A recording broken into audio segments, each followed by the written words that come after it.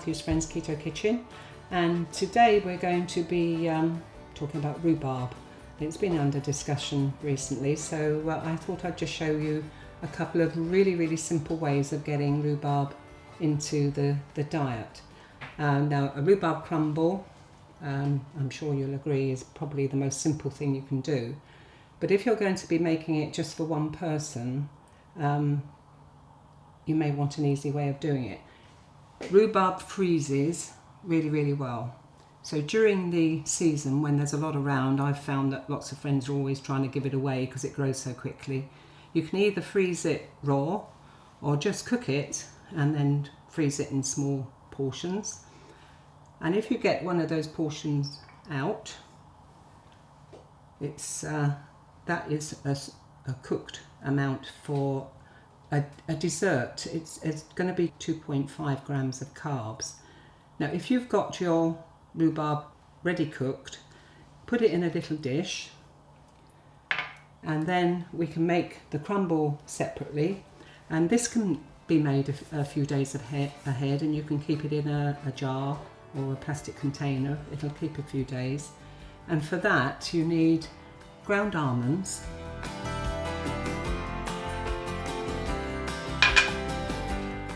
coconut powder. I've got coconut powder. You can use desiccated coconut as well if you like that chunkier, chewy texture, but of course it has to be the unsweetened version.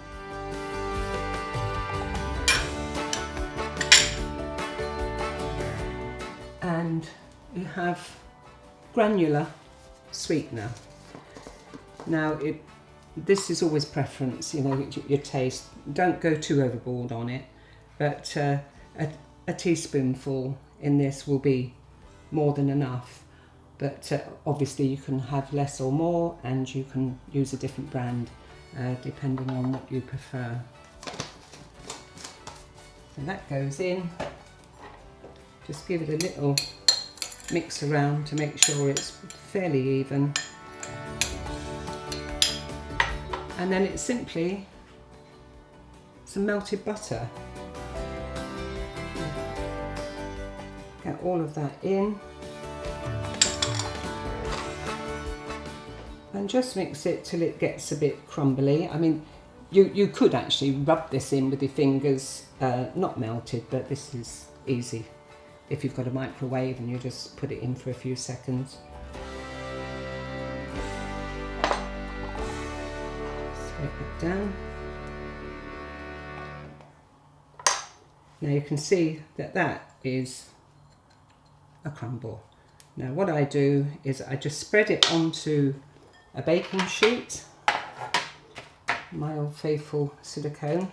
You don't have to use that, you can use parchment or a non-stick baking sheet. That this shouldn't stick to anything. And just spread it out fairly evenly. Try not to have too many loose ends. That just means they'll go a bit browner than the middle bit, but it needs to be as flat as possible, not too dense. And you're going to put it in an oven, 170 degrees, gas 5, and it will take minutes. What I did, I put it in after 2 or 3 minutes. I checked it and saw that it was going brown around the edges than the middle. Just stir it in to mix it in a bit, pop it back in for another couple of minutes, because there's nothing in there that actually needs cooking as such. You're just crisping it up.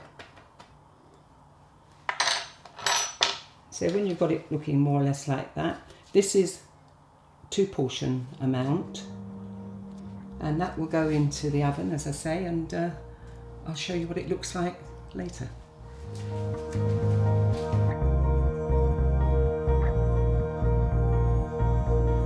Right, so the crumble has been in the oven, and as you can see, it's crisp, dry and crumbly. So you just keep that to one side. Your rhubarb, which has already been cooked of course and sweetened, I use Hermesita's liquid because I find that They're quite nice to add to fruit, but of course it's up to you. Now this is a dessert portion, and you can warm this up how you like, or you may have just cooked it so it'll be warm already. And then you just get the crumble, and this will be straight from the oven of course, and just sprinkle it on. Now my idea of doing the crumble like this is because it's made with ground almonds obviously and coconut. I think if you cooked it all from scratch, you know, put the rhubarb in the dish and then the crumble ingredients on top, it gets a wet topping and tends to sink in to the fruit. But like this, you can see it is a lovely crisp crumble, and it will stay like that, and you can serve that with cream. And of course the rhubarb will add moisture to the crumble when you're eating it.